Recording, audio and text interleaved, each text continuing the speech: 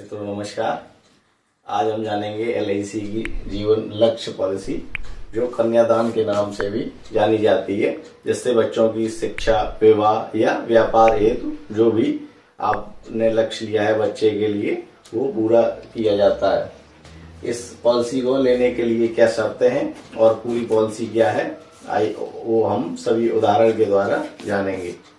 इस पॉलिसी को लेने के लिए कम से कम आयु 18 वर्ष होनी चाहिए और अधिक से अधिक आयु 50 वर्ष की होनी चाहिए।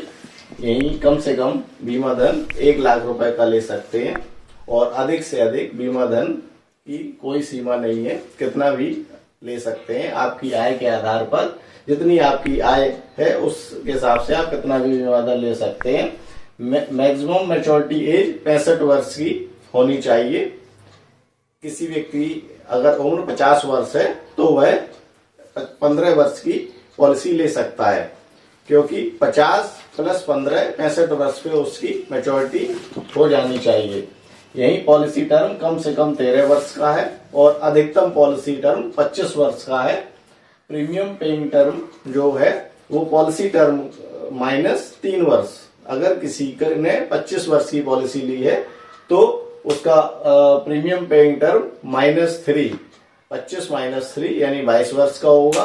यही किसी ने 21 वर्ष की पॉलिसी ली है तो उसका पॉलिसी का प्रीमियम पेइंग टर्म मात्र 18 वर्ष का होगा। टैक्स में बेनिफिट क्या है, आइए देखते हैं। यही एलआईसी की अगर इस पे किस्त पे 80C के तहत टैक्स पे छूट है और मैच्योरिटी और डेथ बेनिफिट 10(10)(d) के तहत टैक्स फ्री है। और अगर 1 अप्रैल 2023 से पॉलिसी का प्रीमियम 5 लाख या इससे ऊपर है तो आपकी मैच्योरिटी टैक्सेबल है, मैच्योरिटी पर टैक्स लगेगा। यही पॉलिसी में आप वार्षिक, अर्धवार्षिक या तिमाही या मासिक अपनी सुविधा के अनुसार पॉलिसी मोड का विकल्प ले सकते हैं।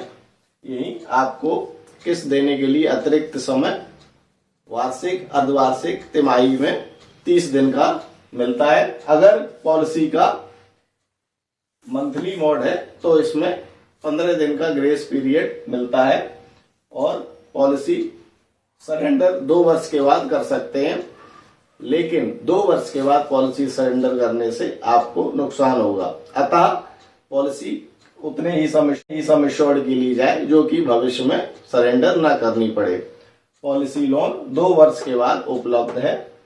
पॉलिसी का लोन सरेंडर वैल्यू का 90% हो जाता है और यही पॉलिसी अगर पेड अप वैल्यू है तो पेड अप वैल्यू का 80% आप लोन के अंतर्गत ले सकते हैं।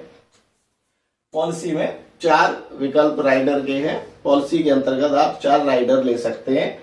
नंबर पहला accidental death and disability benefit rider, second accidental benefit rider, third new term insurance rider and fourth new critical illness rider. Policy में मैच्योरिटी और डेथ बेनिफिट में सेटलमेंट का ऑप्शन दिया गया है। अगर मैच्योरिटी ग्राहक लमसम अमाउंट भी ले सकता है। दूसरे ऑप्शन में पॉलिसी का इंस्टॉलमेंट में 5, 10 या 15 वर्ष की इंस्टॉलमेंट में पेमेंट ले सकता है। यही अगर पॉलिसी का डेथ क्लेम हो चुका है तो नॉमिनी लमसम अमाउंट भी ले सकता है और यही सेटलमेंट ऑप्शन में 10 वर्ष या 15 वर्ष या 15 वर्ष के अंतर्गत वार्षिक, अर्धवार्षिक या तिमाही के मोड में अपना भुगतान ले सकता है। लेकिन ये ऑप्शन पॉलिसी धारक द्वारा पॉलिसी लेते समय ही चुना जाता है। नॉमिनी को सेटलमेंट ऑप्शन में विकल्प को परिवर्तित करने का अधिकार नहीं है। Thank you. आइए हम पॉलिसी को उदाहरण के माध्यम से अच्छे तरीके से समझते हैं। किसी व्यक्ति की उम्र 30 वर्ष है और वह 5 लाख सम एश्योर्ड की पॉलिसी लेता है तो उसे वार्षिक प्रीमियम 13,422 रुपए देना पड़ेगा। यही अगर वह मंथली प्रीमियम देता है तो उसे मात्र 1993 रुपए का मासिक प्रीमियम देना पड़ेगा। इस प्रकार वह 25 साल के टर्म में प्रीमियम मात्र 22 वर्ष देगा। 22 वर्ष में वो टोटल प्रीमियम 5,04,679 रुपए का देगा। 3 साल उसे कोई प्रीमियम नहीं देना है। जब उसे 25 साल कंप्लीट हो जाएगा तो पॉलिसी की मैच्योरिटी पे उसे sum assured plus vested simple reversionary bonus plus final additional bonus कितना होगा? सम एश्योर्ड 5 लाख का और वेस्टेड सिंपल रिवर्सरी बोनस 6,12,000 रुपए का और फाइनल एडिशनल बोनस 2,25,000 रुपए का।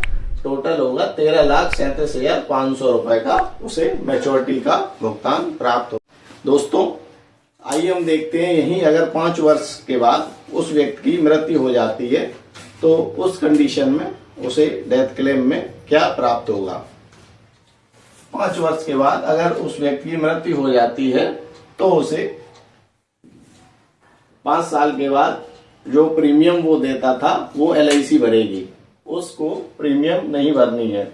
6वें वर्ष से सम एश्योर्ड का 10%, 5 लाख की पॉलिसी थी, 10% 50,000 रुपए नॉमिनी को ऑटोमेटिक LIC से NEFT होता रहेगा।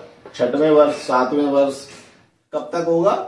25 साल की पॉलिसी थी, 1 साल पहले तक 24वें साल तक पॉलिसी का 10% 50,000 रुपए नॉमिनी के खाते में जाता रहेगा। यही जब पॉलिसी 25 साल पॉलिसी के पूरे होंगे तो सम एश्योर्ड का 110% यहाँ मिलेगा और जो मैच्योरिटी पे भुगतान हो रहा था पूरा उसे जो भुगतान 13,87,500 रुपए एक हैंडसम अमाउंट नॉमिनी को फिर मिलेगा। इससे हम समझते हैं जो कन्यादान पॉलिसी है या LIC की जीवन लक्ष्य पॉलिसी है, जैसा कि पॉलिसी के नाम से पता लग रहा है कि जो भी आदमी का लक्ष्य है, बच्चे की एजुकेशन, बच्चे का व्यवसाय, बच्चे की शादी, वो व्यक्ति हो अथवा ना हो, अगर नहीं होगा तो उसका प्रीमियम आगे का LIC भरेगी और उसका जो भी लक्ष्य था वो LIC बिना प्रीमियम भरे नॉमिनी के खाते में 50,000 रुपए फिर फाइनल पेमेंट देके पूरा उस व्यक्ति का लक्ष्य होगा, वो नहीं भी रहे तो होगा। दोस्तों पॉलिसी आपको कैसी लगी और पॉलिसी संबंधित कोई भी प्रश्न हो तो कमेंट बॉक्स में अवश्य पूछें और प्लीज चैनल को सब्सक्राइब कीजिए। Thank you.